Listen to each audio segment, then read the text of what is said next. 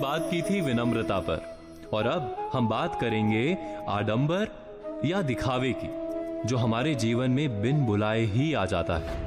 जैसे मान लीजिए कि हमारा पड़ोसी लाखों रुपए महीने कमाता है।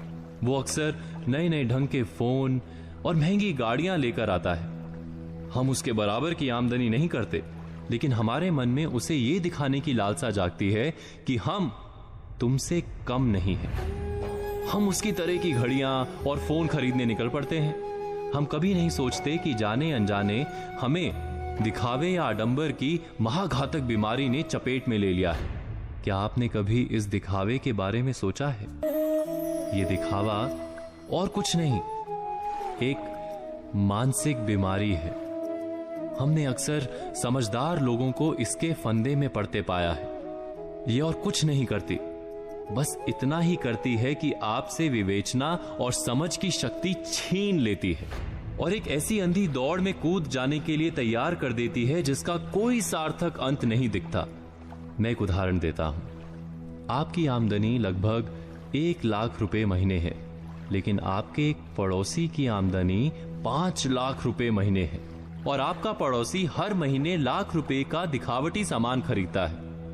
हर हफ्ते महंगे होटलों में खाना खाता है। आप बिना विचार किए देखा देखी या आडंबर के जाल में आकर अपने पड़ोसी की राह चल निकलते हैं। उनकी नकल में आप यहीं नहीं रुकते, बल्कि साधारण तरीके से रेल की यात्रा ना करके हवाई यात्रा करने लगते हैं।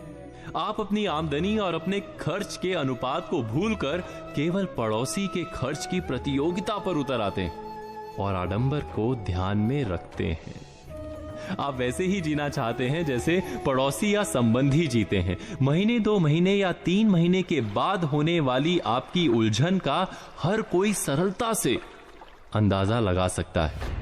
ऐसा नहीं कि आप दिखावे की इस जंजाल से बच नहीं सकते, बस पड़ोसी या संबंधी क्या खरीद रहे हैं इस पर ध्यान देने के स्थान पर आप इस पर ध्यान दें कि उनकी खरीद के पीछे कितना उनका धन बल है और कितना आडंबर।